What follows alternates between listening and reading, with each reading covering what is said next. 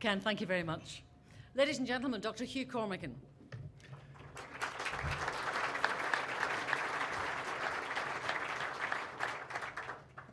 Thank you very much, Ken. That's very kind words, and I'm very honoured and humbled by what you have said. I'm very surprised that I would be a recipient of this prize, and very, very, very thankful. Thank you. And you know, when they phoned me up to tell me, you know, that I had this prize, they didn't quite tell me at the time, but subsequently they said, "Okay, now we'd like you to make a 15-minute commencement speech." I said, "Okay." So I was talking to my colleagues in Sudan and thinking, well, what should I say? And they said, well, just start thanking everybody that you need to thank, and that should take 15 minutes. So I like first to thank my parents for having me. They were civil servants, and they very early realized that I was not set to be a civil servant, advised me away from that career. I like to thank my primary school teacher, Mr. Ward, who introduced me to the pleasure of science and the joy. No, that's not fair. I shouldn't do this. So instead, maybe I can pass on a few thoughts to the budding entrepreneurs here in the room. I'm very excited about the projects that I've seen and the upcoming awards for the 25K awards. And rather than sort of in the small hours of the morning pass on the hours of experience and loud and drunken words, I'll try and tell you now what I would have told you then.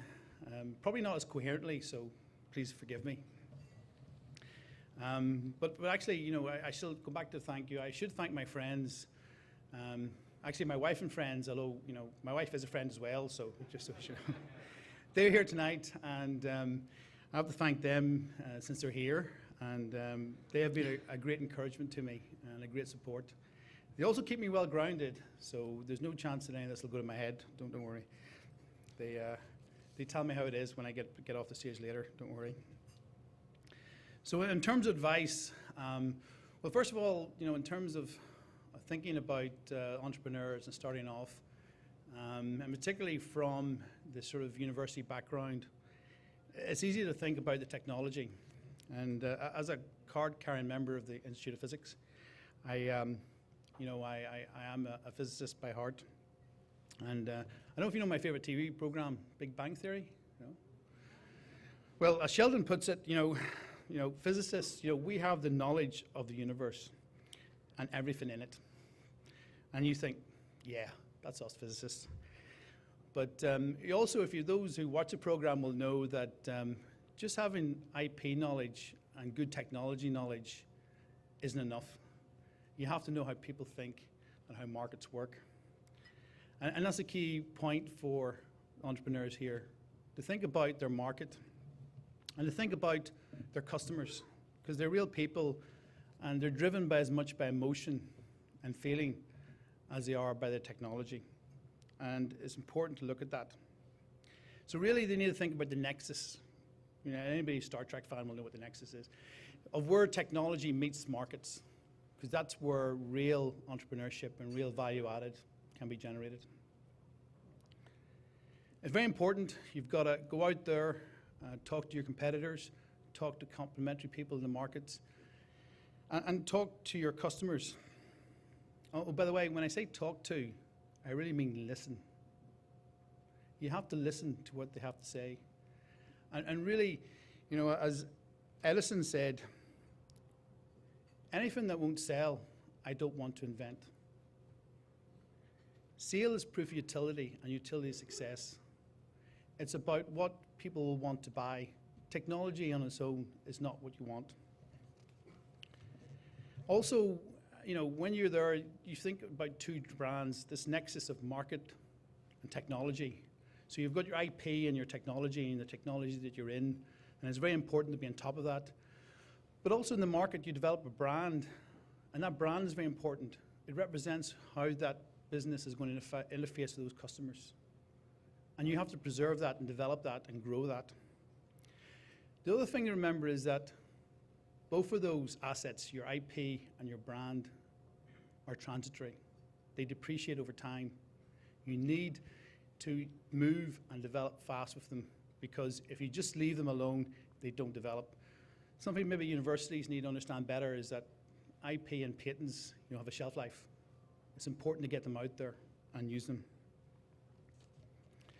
So I think it's important. If one lesson I could suggest to the entrepreneurs here tonight is the importance of urgency. I don't know if you know, but at the moment this is a very exciting time for physicists. I'm sad, but physicists, this is a very important time.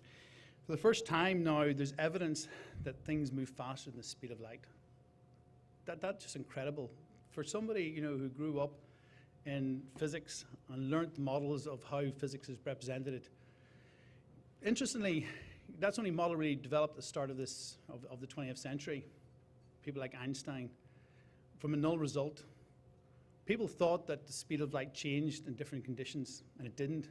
It was only then that people had to develop new theories, and Einstein developed the theories of special relativity, which showed that, or proposed that time or speed of light was a constant in the universe. Now, for the first time, it might not be the constant, and that is really exciting. From the theories of Einstein, we developed things like the GPS we all take for granted. A lot of that, how the GPS satellites, the timing between them, is very important in Einstein physics. So who knows what physics is going to be generated now in this new universe of when we actually can realize that things can move faster than the speed of light. Of course, when you talk about things moving faster than the speed of light, fortunately, Northern Ireland economy and Northern Ireland is not one of them. And it wouldn't be unlike me to maybe have a little grumble. I spent, fortunately, I had a couple of years in the US, and I was impressed with the speed of business there. Things were moving on and move on at a pace. And unfortunately, we don't have that same urgency or that same pace here. I was away 2 years, I came back.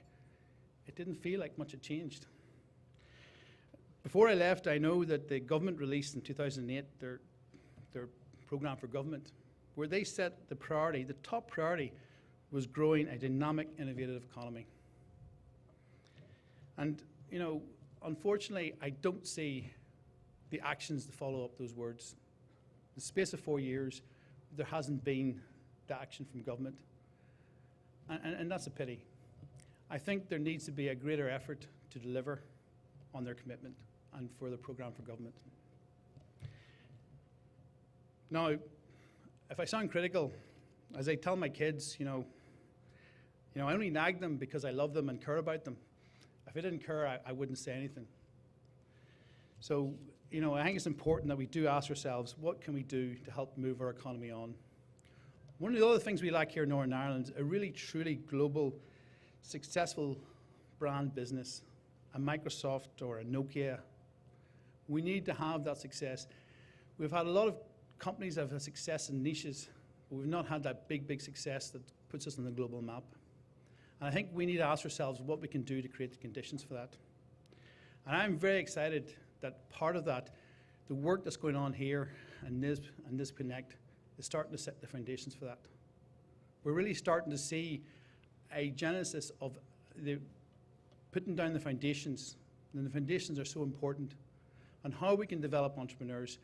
But it's important not just how we develop entrepreneurs, but how we bring them to the various stages, to the point where they can successfully compete in the global market as a huge and large corporation.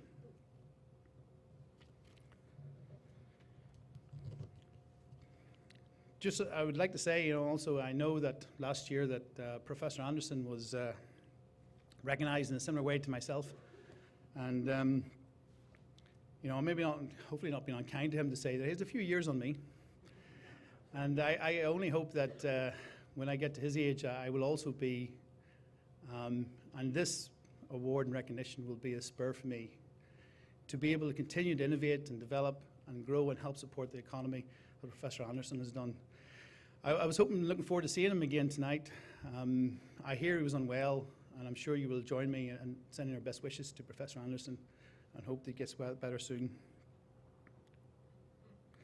So I look forward to seeing the entrepreneurs here tonight, and I look forward to someday in the future when we can see that one of them will be here to receive that award as an innovation founder.